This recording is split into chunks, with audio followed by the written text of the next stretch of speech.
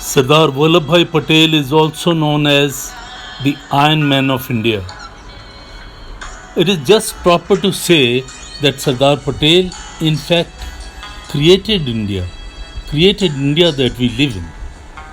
When Britishers left, there were 562 independent states.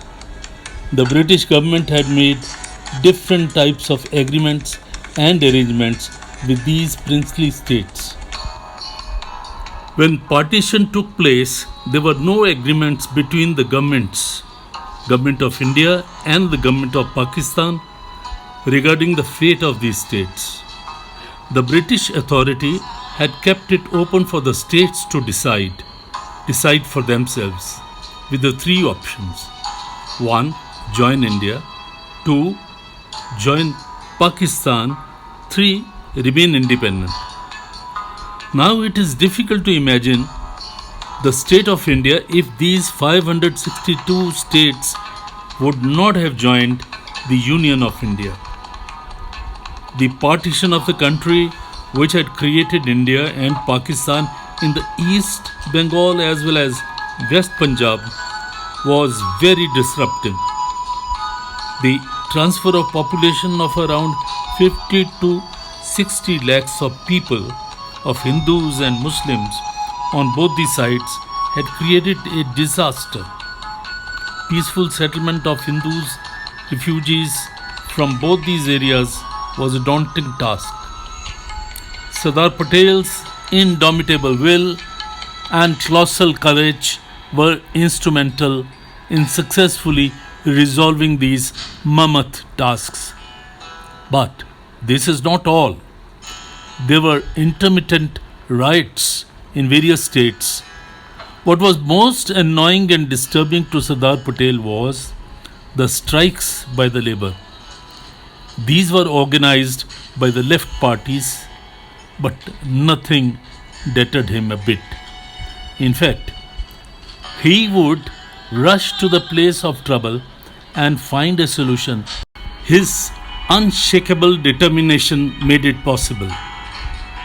At that time, in Assam, local people were extremely upset due to separation of Sylhet. Protests were organized which vitiated the atmosphere. Sardar Patel rushed to Shillong and addressed citizens there to pacify them. Replica of the excerpt from his speech in Shillong follows.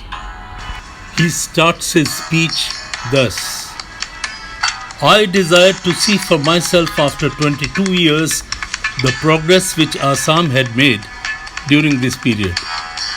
More particularly, I wanted to see how Assam had been affected by the recent events, including the separation of a part of Sylhet. India has had to shoulder a great burden. This has involved suffering and privation. It has also filled all of us with deep sorrow. During the struggle for freedom, although we had borne tremendous suffering, we had never flinched or grieved because the very struggle contained the zest and keenness which conquered half-heartedness and sorrow. However, there is no time for grieving now. What is over has happened. We must now forget that we have suffered. We must remember that we have still our brethren across the frontier whom we have to evacuate and settle in this country. We hope Pakistan will not give us any trouble. We do realize that Kashmir and Hyderabad are still the two problems which remain outstanding. Though contrary to what Pakistan contends, Junagadh has ceased to be a problem. Of these two states, Hyderabad, I am certain, would itself realize the path of wisdom and sanity. But if it didn't, the problem would not remain confined to Hyderabad alone, but would have wider repercussions, which I understand. There are 4.5 crore of Muslims in the rest of India who are bound to be affected if Hyderabad releases what will in effect be a cloud of poisoned air. As regards Kashmir, I am definite that the problem will settle itself sooner than later. But if it persists, while it may damage India to some extent, it will finish Pakistan. India will always wish Pakistan well. But if they create a problem, we will certainly deal it in our own way. I also recall how 6 months ago there was a general talk of Rajasthan, which, if it had materialized, would have meant that the whole body politic of India would have been covered with ulcers. Instead, we have achieved integration and unity, which have promised immense potentialities for glory and greatness. It is now for all of you either to mend or mar your future. If you want to secure your future, you could do so only by unity, in which lies the strength. I have a special word for the young men whom I see around me. I know that many of you wish to sponsor socialism, but you must realize that unity should come first. It is no use merely crying we are socialists. You cannot comprehend socialism by reading textbooks or listening to learned speeches. You must first understand what it means in practice and how the ground has to be prepared for it.